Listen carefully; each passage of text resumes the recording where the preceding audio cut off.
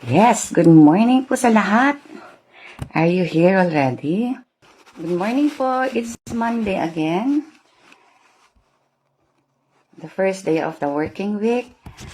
March 24, 2025 at tayo po ay nasa day 83 of our daily devotion. In our Bible reading plan, nasa Psalms 78 po tayo. Ang pinagmagatan ko po ang aking devotion ng Pass It On. We are on Psalm 78 at ang Psalm 78 ay nahati-hati po para sa ating pong mas magandang pagbubulay-gulay. Kung ang Psalm 76 at Psalm 77 ay maikli, ang Psalm 78 po naman ay napakahaba.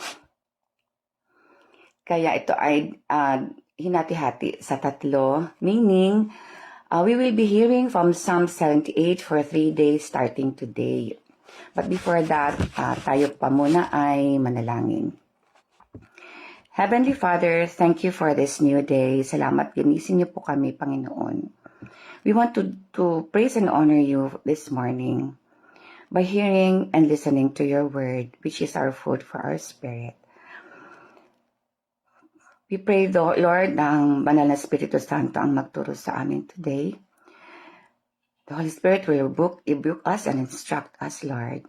Open our hearts, Lord, so that we can easily grasp, understand, and apply your word in our lives to strengthen us, to encourage us, to obey you, Lord, and to love you deeper so that you will be magnified in our lives. In Jesus' name we pray, amen. So, our Bible reading for today is Psalm 78, verses 1 to 16. Pero nais ko pong mag-focus lang sa verses 1 to 8.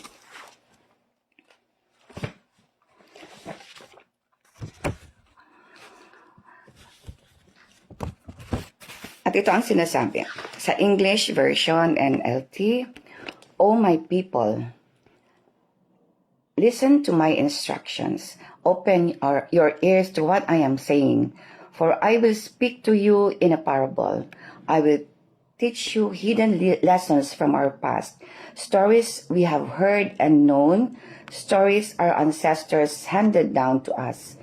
We will not hide these truths from our children.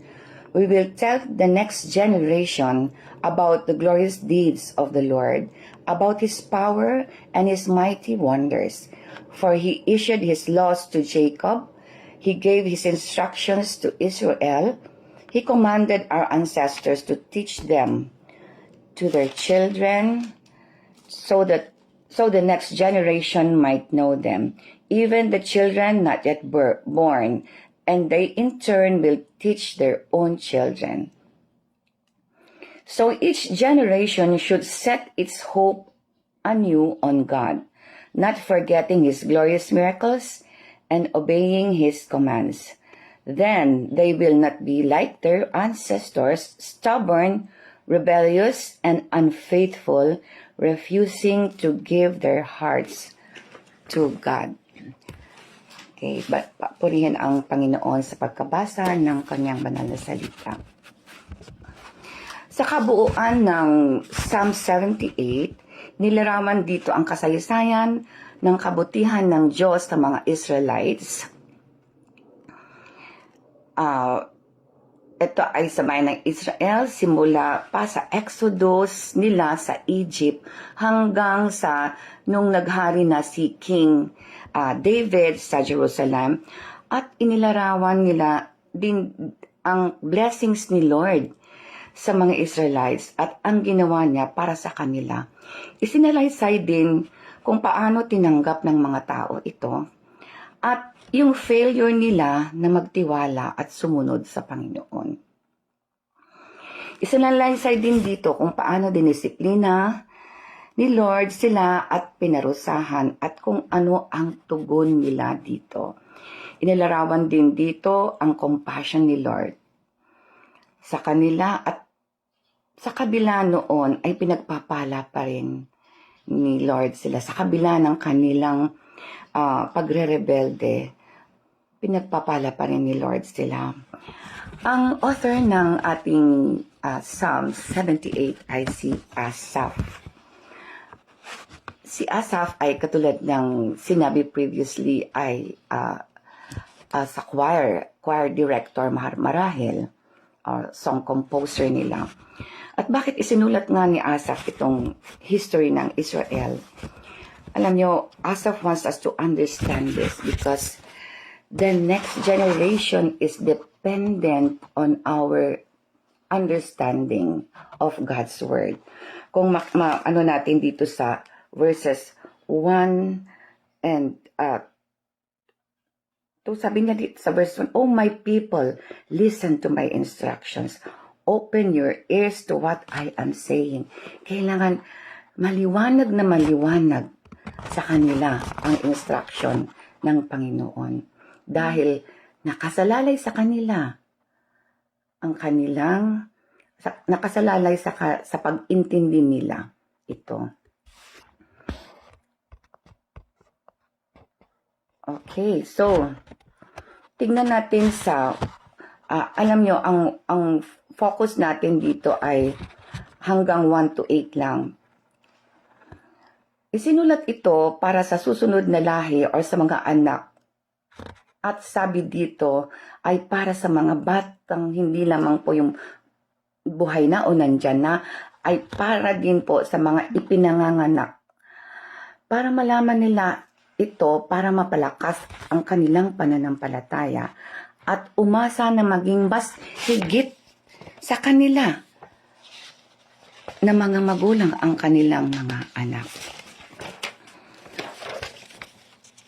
Higit pa sa kanilang mga lola, higit pa sa kanilang mga ninuno sa pagsunod sa Diyos.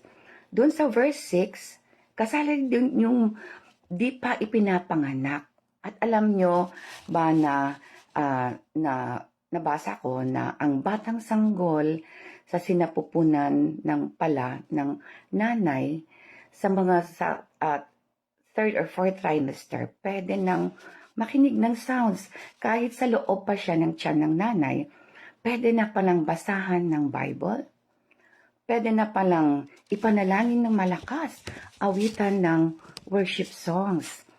So, at dahil naririnig na nila ito, nasasanay na ang kanilang isip na empty pa, wala pang laman. So, nilalamnan na natin ng salita ng Diyos. Sa panahong ito, some of our parents are doing their best to invest on their children to be better than us financially, to be better than us educationally, and even to be better than us athletically. Kung tayo ay mga athletes. Wala pong masama doon, pero tingnan natin kung gaano ang nilalaan natin na panahon, pera at pagsisikap sa mga bahaging ito ng buhay nila bilang mga magulang. Pero paano naman kaya yung spiritual life nila? Napakalaki ng iginugugol natin para mas mabuti sila sa atin financially, educationally, athletically, at kung minsan, aesthetically, di ba? Kailangan mas maganda sila sa atin, mas maganda yung ipinanat nila sa atin, mahal yun, some braces, di ba? Pero kumpara sa spiritual life, how much are we investing on this area sa buhay nila? Gaano kadaming pera inuubos natin para maraman nila ang salita ng Diyos? Gaano tayo kapursige? Gaano kadaming oras natin silang tinuturuan? O inaaasa ba natin sila sa Sunday School? Tingnan natin ang pinag-uutos ng Diyos sa Deuteronomy 6:4-9 sa mga Israelita at ganun din. Hindi nagbabago ang Diyos. Ganun din sa atin. Sabi dito sa NLT ulit, listen, O Israel, the Lord is our God, the Lord alone. And you must love the Lord your God with all your heart, all your soul, and all your strength. And you must commit yourselves wholeheartedly to these commands that I am giving you today. Repeat them again and again to your children, and talk about them when you are at home, when you are on the road, when you are going to bed, and when you are getting up.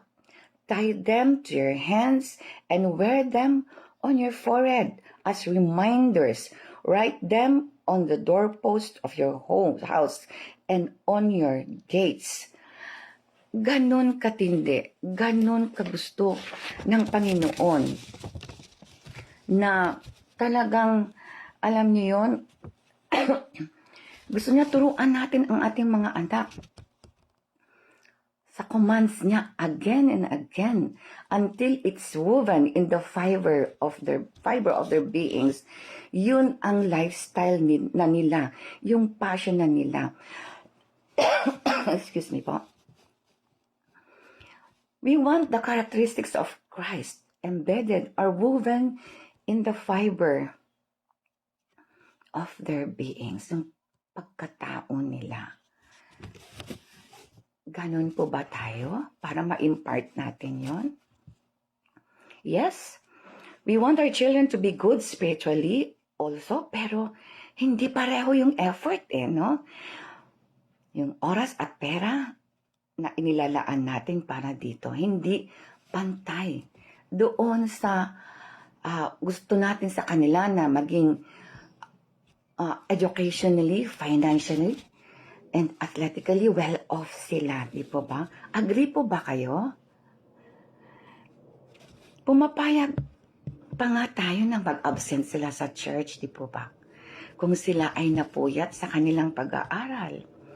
Or dahil may laro, nasasalihan sila. Or tayo muna ay mag-banding kahit linggo. Or pumunta sa party, birthday party kahit linggo. Ang katotohanan ay nakikita na natin ang resulta sa spiritual life nila kung ganito natin sila, ganito ang pinapakita natin sa kanila. Alam niyo po ba na hindi lang sila nakikinig sa atin? Sila po ay tinitingnan nila o pinanonood nila ang ating mga kilos.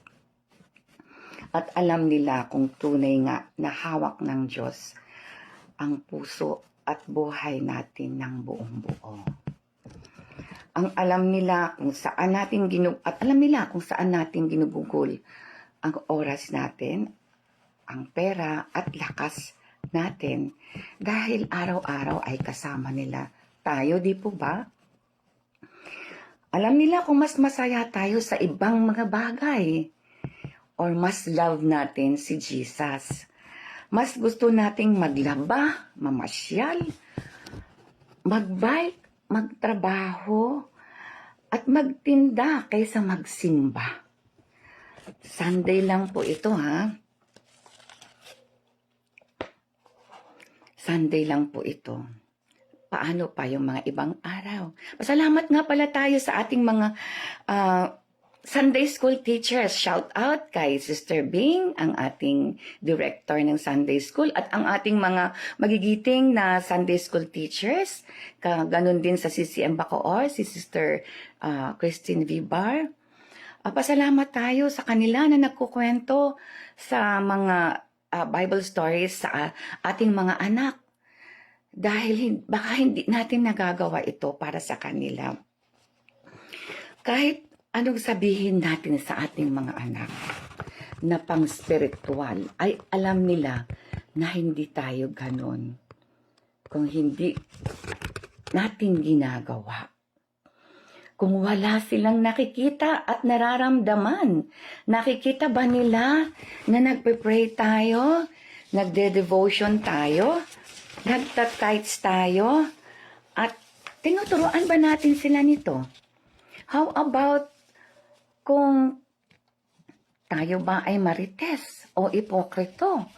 At kung ano ba ang pinanonood natin ng mga sa TV, ano ang nakikita nila, 'di ba?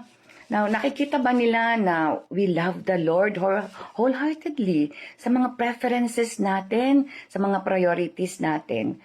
Yung di tayo consistent sa pagdala, sa pag-church na lang, pagpupunta sa church o pagdala natin sa kanila sa church. Di natin sila maaasahan na gawin din nila iyon kung tayo man ay weather lang.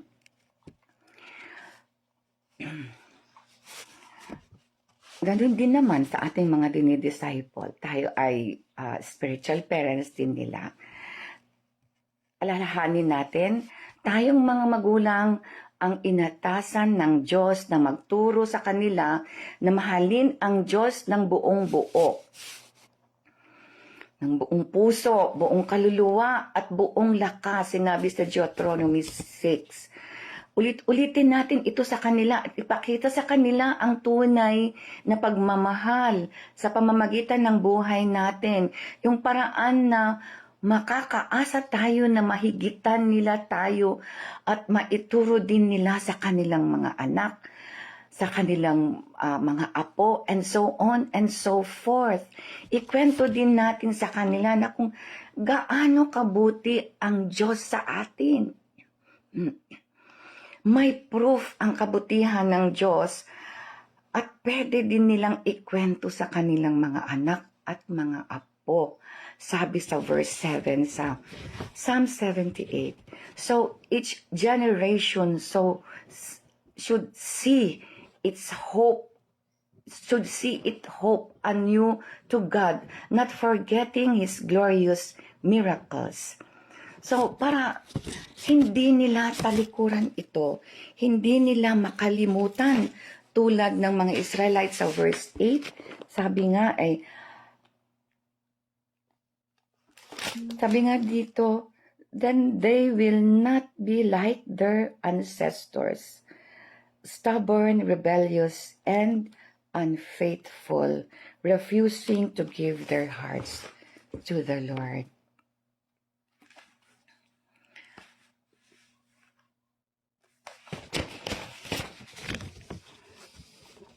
The promises of our faithful God to His obedient children are true. Totoo, mangyayari po.